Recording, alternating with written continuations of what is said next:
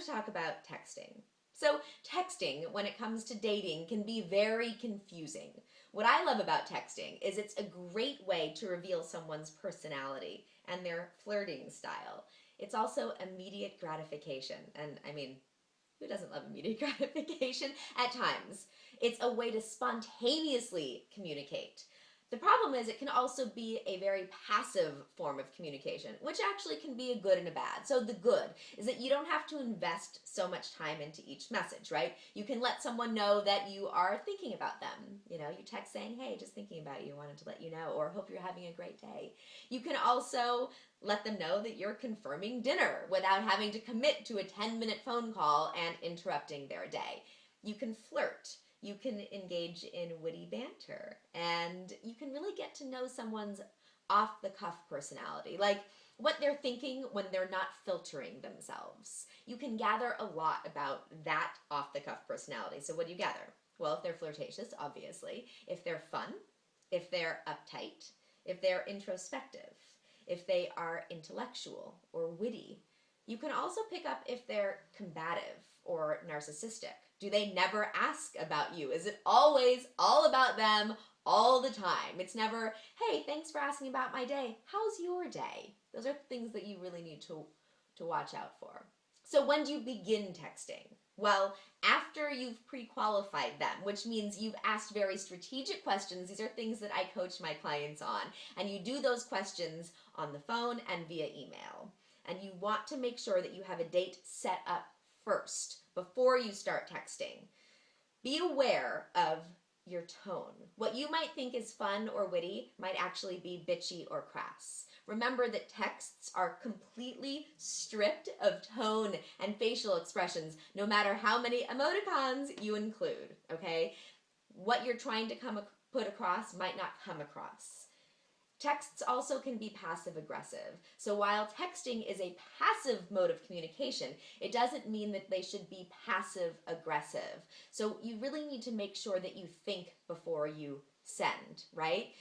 You don't want to send something that might sound nasty or rude or short. A good thing to do is to read it to yourself first and see how it comes across.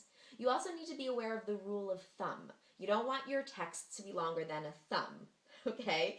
You want to follow his lead. So how long are his texts? How often does he text? What style is he texting in? Doesn't mean you have to do exactly the same thing, but similar. You don't want him to send a one-liner and you send a 15-liner, okay? You also need to be aware of timing. So who texts first? At what time of day are you texting? Is it a busy time of day and you're asking these deep questions and they're in the middle of a meeting? You also want to be aware of your length of the text to each other, back and forth. Is it something that makes sense to be sent in a text, or maybe it's a phone call?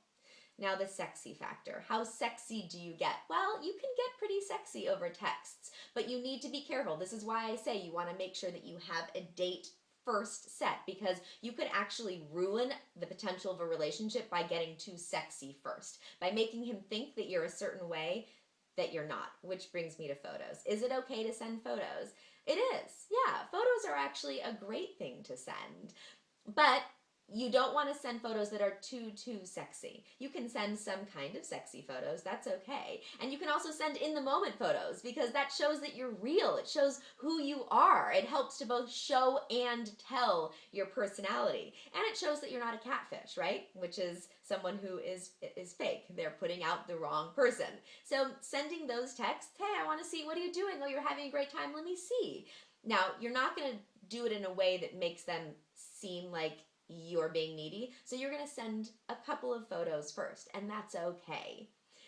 Think about texting as basically like tweeting, right? When people tweet, they find everything that they're doing exciting. So they tweet, yay, I just did this, yay, I just did that. Now, that can be obnoxious, but start looking at what is interesting in my day. What makes sense for me to text about? You want to show that you're an interesting person, that you have things going on, because that also builds up the excitement before your date. If you don't feel like you have anything going on in your life, then you should watch my video, which is Get a Life. before you get a boyfriend, because you need to have a life, you need to have interests and hobbies and passions, and those are the things that you are going to express in your texts. So please subscribe, because I know that you want more of this information. So subscribe and like it if you do.